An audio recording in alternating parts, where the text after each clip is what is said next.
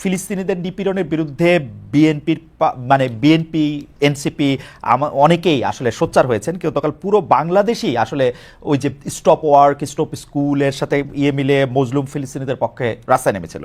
কিন্তু বেশ কিছু জায়গায় যেমন ধরেন বাটা শোরুম, কেএফসি, ইউনিমার্টে হামলা হয়েছে, লুটপাট হয়েছে।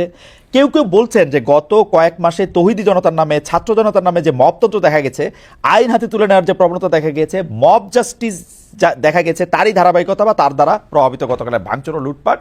আমি প্রথমে ডক্টর আমিন আপনার কথা শুনবো, কারণ কেউ কেউ আবার এটাও বলছেন দেশে যেহেতু একটা বিনিয়োগের আন্তর্জাতিক সভা সম্মেলন যেরকমভাবে বলি সেরকম হচ্ছে, সেই সময় বিনিয়োগকে নিরুৎসাহিত করার জন্য একটা চক্রান্ত বা ষড়যন্ত্র হতে পারে। কিন্তু আমাদের প্রশ্নের লক্ষ্য হচ্ছে যে আইন হাতে তুলে নেওয়া প্রথম দিকে আমাদের এটা নিশ্চয়ই পাটোয়ারি বলবেন যে প্রথম দিকে আমরা আসলে আইন হাতে তুলে নেওয়ার ক্ষেত্রে অনেক উৎসাহ দেখিয়েছি, সরকারের পক্ষ থেকেও দেখিয়েছি, নাসিরুদ্দিন পাটোয়ারিদের দলের পক্ষ থেকেও আমরা দেখেছি আইন হাতে তুলে নেওয়ার ব্যাপারে উৎসাহ।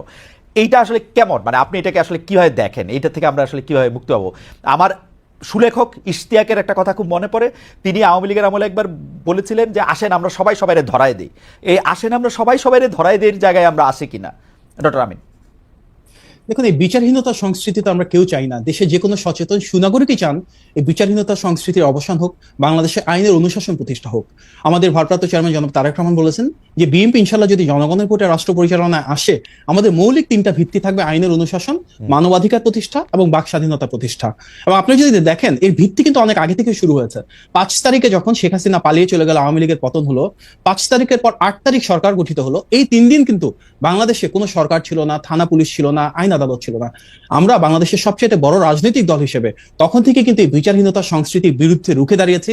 সেই সময় 5 থেকে 8 তারিখ পর্যন্ত আগস্ট মাসের এই 3টা দিন প্রতিটি এলাকায় এলাকায়, পাড়ায় পাড়ায়, মহল্লা মহল্লায় আমরা সাধারণ মানুষের পাশে থেকে সুরক্ষা দিয়েছি, প্রতিরক্ষা দিয়েছি, যার মূল কারণ ছিল বাংলাদেশে যে আমরা সবাই ফ্যাসিবাদের বিরুদ্ধে ঐক্যবদ্ধ, রাজনৈতিক জিঘাংসা প্রতিহিংসার উপরে দাঁড়িয়েও আমরা যেভাবে সবার সুরক্ষা নিশ্চিত করতে পারি সেটা এস্টাবলিশ করা। এর পাশাপাশি পূজার সময় কি হয়েছে, দেশি বিদেশি ষড়যন্ত্র ছিল, অনেক অপপ্রচার ছিল, অনেকগুলো পূজা মণ্ডপে হামলার সেখানে সম্ভাবনা ছিল। তখনই কিন্তু দেশের সবচেয়ে বড় রাজনৈতিক দল হিসেবে আমরা আমাদের সর্বস্তরের নেতাকর্মীদেরকে মাঠে মোবিলাইজ করেছি। নেতৃত্বের পাশাপাশি যারা কর্মী রয়েছেন প্রত্যেকে বলেছি যে পূজা মণ্ডপগুলোতে আমাদের হিন্দু ধর্মাবলম্বী যেসব ভাই বোন রয়েছেন ওনাদের পাশে দাঁড়িয়ে নিরাপত্তাটা নিশ্চিত করবার জন্য। সুতরাং গত 8 মাসে যখনই দেশে অস্থিতিশীলতার সৃষ্টি হয়েছে, আমরা আমাদের দিক থেকে দায়িত্ব পালন করেছি। সরকারের প্রতি আমাদের আহ্বান থাকবে ওনারাও যেন ওনাদের দিক থেকে আইনের অনুশাসন প্রতিষ্ঠার এই দায়িত্বটুকু পালন করে। আপনি যদি দেখেন গতকালকে থেকে একটা কথা বলি ভাই প্লিজ, গতকালকে থেকে কিন্তু ছাত্র দল থেকে আমরা কেন্দ্রীয়ভাবে কর্মসূচির অংশ হিসেবে বিভিন্ন জায়গায় জায়গায় কিন্তু সুরক্ষা দিচ্ছি, বিভিন্ন প্রতিষ্ঠানকে সুরক্ষা দিচ্ছি। আমাদের আজকে এনসিপি এখানে আছেন, ওনাদের প্রতিও প্রত্যাশা থাকবে ছাত্রদল বা বিএনপি যে দায়িত্বটুকু পালন করছেন ওনারা ওনাদের পরিসরে এটা জানেন। আমি জনাব পাটোয়ারির কাছে যাওয়ার আগে ডক্টর আমিন, আপনি যেমন 5 আগস্টের পর থেকে শুরু করলেন, আমি একটু 5 আগস্টের পর থেকে শুরু করি, এবং আমি দেখি আমি আর আপনি কিরকম দুইটা দুনিয়ায় বাস করছি। কারণ হচ্ছে যে আমি খবরের কাগজে আমি পড়তেছি যে 5 আগস্টের পরে সংবাদ শিরোনাম, বিএনপিতে আশ্রয় পাচ্ছে আওয়ামী লীগের লোকজন, লীগ নেতাকে পালাতে সহযোগিতার অভিযোগ বিএনপি নেতৃত্বের বিরুদ্ধে, এরসালামের গাড়িতে এলাকায় গিয়ে সংবর্ধনা পেলেন বিএনপি নেতা। তারপরে আমরা খবর পাচ্ছি হচ্ছে যে এবার একটু লেটেস্ট জায়গায় আসি, বিভিন্ন এলাকায় প্রভাত প্রতিপত্তি তৈরি, চাঁদাবাজি, দখলবাজি, দিবস উদযাপন, ব্যানার টানানো, দলীয় মনোনয়ন দাবি, নানা কিছু কেন্দ্র করে বিএনপি, যুবদল, স্বেচ্ছাসেবক দল, শ্রমিক দল, ছাত্রদল পরস্পর সংঘাত, মারামারি খবর প্রতিদিন। কেউ কেউ মানে সর্বশেষ যেটা খুব মানে কি বলবো, খুব কায়দা করে পত্রপত্রিকাগুলি এটা করেছে, মানে গায়ের গোশত খুলে আনার হুমকি দিচ্ছেন এর মানে বিএনপি, ছাত্রদল, যুবদলের নেতারা। ডক্টর মাহাদি, এইরকম খবর আপনার চোখেও পড়েছে কিনা? না আমি একলাই পড়তেছি এগুলি খবর? না, অবশ্যই পড়েছে। আমার চোখে এই খবরও পড়েছে যে সুবিশাল দলের বিচ্ছিন্নভাবে যারা যারা এই ধরনের কাজের সাথে সম্পৃক্ত প্রত্যেকের বিরুদ্ধে স্থগিতাদেশ দেওয়া হয়েছে, বহিষ্কারাদেশ দেওয়া হয়েছে। আমার চোখে এটাও পড়েছে আমাদের ভারপ্রাপ্ত চেয়ারম্যান প্রতিনিয়ত কঠোর নির্দেশনা আমার দলের নেতাকর্মীদেরকে দিচ্ছেন, যারা যারা এর সাথে জড়িত তাদের বিরুদ্ধে যেন অবশ্যই সাংগঠনিক ব্যবস্থা নেওয়া হয়। আমি আপনাকে উৎসাহিত করবো সেই নিউজগুলো যদি আপনার একটু এই নিউজগুলো কিন্তু আমি আসলে দেখেছি, কিন্তু ঘটনা হচ্ছে এইটা কি একটু বলবেন যে আসলে আওয়ামী লীগ নেতারা আপনাদেরকে টাকা পয়সা দিয়ে পালাইছে? মানে যারা ওই পারে যাইতে পারছে তারা বিএনপির লোকেরা কন্ট্রাক্ট করে নিয়ে তাদের ওই পারে দিয়ে আসছে? আচ্ছা, এই যে আওয়ামী লীগ আমরা বলি ফ্যাসিবাদটা প্রতিষ্ঠিত হয়েছে কিসের উপর ভিত্তি করে? আমাদের বিএনপি নেতা টাকা নিয়ে শাস্তি দিলেন আমাদের রক্তের উপর দাঁড়িয়ে, এবং আমাদের সাংগঠনিক সিদ্ধান্ত রয়েছে যে কোনো মূল্যে আওয়ামী লীগের যারা এসব গুম খুনের সাথে জড়িত ছিল, যারা নৈরাজ্য, নাশকতা এবং মানবাধিকার লঙ্ঘন করেছে তাদেরকে অবশ্যই বিচারের আওতায় আনতে হবে। আমাদের প্রশ্ন এখানে যে কিভাবে আওয়ামী লীগের এই শত শত মানুষ পালিয়ে চলে গেল, আইন শৃঙ্খলা বাহিনী তখন কি দায়িত্ব পালন করেছে? আমাদের প্রশ্ন এটাই যে এখনো 8 মাস পেরিয়ে গেল, কেন ফ্যাসিবাদের দোসরেরা রাষ্ট্রযন্ত্রের বিভিন্ন জায়গায় পদায়িত হচ্ছে, কেন তার রাষ্ট্র কাঠামোতে এখনো বিভিন্ন জায়গায় রয়েছে? আমরা তো বারবার বলছি আইন শৃঙ্খলা বাহিনীর কথা। আমি শুনছি যে সকল পুলিশ যারা কি পজিশনে বসছেন বা প্রশাসক যারা হচ্ছেন, correct me if I am রং, তারা সবাই বিএনপির পছন্দের বিএনপির লোক। আমি জানি না আপনি কোথা থেকে শুনেছেন, বাট আমার মনে হয় না এটা ভিতর সত্যতা আছে। আচ্ছা ঠিক আছে, আমি সবার মামলা উঠে গেলে জনাব তারেক রহমান দেশে ফিরবেন, এটা ওনার একটা অগ্রাধিকার অবশ্যই। মানে সবার মামলা উঠে গেলে এটা কি সবাইকে practically ন্যায় সম্ভব? বিচারে- উঠবে না তো? অবশ্যই ওনাকে তো সম্ভব। ন্যায় বিদেশ বিচার থেকে যদি প্রধানমন্ত্রিত্ব প্রতিষ্ঠা হয়- করতে হবে ভাই। না, উনি কেন বিদেশ থেকে প্রধানমন্ত্রিত্ব করবেন? আমরা সবসময় বলে এসেছি কি, এই অন্তর্বর্তী সরকারের মূল ম্যান্ডেটটা হচ্ছে একটি অবাধ, সুষ্ঠু এবং গ্রহণযোগ্য নির্বাচন আয়োজনের Okay. পাশাপাশি বিচার বিভাগ, জনপ্রশাসন এবং আইন শৃঙ্খলা বাহিনীর সংস্কারটুকু করা। যদি বিচার বিভাগের সংস্কার ঠিক মতো হতো, গত 8 মাসেই কিন্তু আমরা দৃশ্যমান ভাবে অনেক মানুষকে এসব অবিচার থেকে মুক্ত অবস্থায় দেখতে পেতাম। কোর্টের জন্য দাঁড়ে দাঁড়ে ঘুরতে হতো না মিথ্যা মামলার জন্য। Right. কিন্তু- আমরা দেখেছি মিথ্যা কিন্তু- গায়েবী জালিয়াতির মামলা, আমার মনে সেগুলো হয়- থেকে তো অবশ্যই মানুষের আমার মনে নিস্তার হয় যে পেতে বিচার হবে। বিভাগের সংস্কারটা একটা জরুরি আছে, কারণ তারেক সাহেবের সব মামলা উঠে যাচ্ছে, তার নেতা কর্মীদের মামলা উঠতেছে না, এটা তো নিশ্চয়ই এটা ভালো জিনিস হচ্ছে না। আপনি উনি তো নিশ্চয়ই এটার জন্য বারবার push করছেন। জনাব তারেক রহমানের সব মামলা উঠে গেছে, কিন্তু ইন অ্যাবসেন্সিয়া মামলা উঠা এপিলে কিন্তু একটা, মানে আমি জানি না, মানে আমি যতটুকু আইন কানুন বুঝি আর কি। আমি আবার আসবো আপনার কাছে। ডক্টর মাহাদি, আপনাকে অনেক ধন্যবাদ। আমি কি এটার উত্তরটা একটু দিয়ে দিতে জি পারি? জি জি, দেন দেন দেন। আমরা দেখেছি তারেক রহমানের বিরুদ্ধে গত 16 বছরও আওয়ামী লীগ অনেক প্রোপাগান্ডা ক্যাম্পেইন চালানোর পর একটা তথ্য প্রমাণ উপাত্ত তৈরি করতে পারে নাই। তার সবচেয়ে বড় প্রমাণ, আমরা যদি আওয়ামী লীগের সময় যিনি প্রধান বিচারপতি ছিলেন সেই সুরেন্দ্র সিং সিনহার বক্তব্য দেখি, সেখানে উনি বলেছেন কিভাবে একটা নির্দিষ্ট অফিস থেকে, একটা নির্দিষ্ট দপ্তর থেকে ওনাকে মামলা রায় লিখে দেওয়া হতো। আমরা দেখেছি মোতাহার হোসেন একজন বিচারক ছিলেন যিনি তারেক রহমানের কোনো দোষ ত্রুটি না পেয়ে তখন গোয়েন্দা বাহিনী দ্বারা লিখিত রায় পড়তে অস্বীকার করার কারণে ওনাকে অস্ত্রের মুখে দেশ ছাড়তে হয়েছে। সেখানে কিন্তু সুস্পষ্টভাবে উঠে এসেছে কিভাবে ওনার বিরুদ্ধে কোনো তথ্য প্রমাণ ছিল না। কেন 16 বছর লাগলো ওনাকে এই মিথ্যা মামলাগুলো থেকে, প্রতারণামূলক জালিয়াতের মিথ্যা তথ্য উপাত্তের মামলা থেকে নিষ্কৃতি পেতে?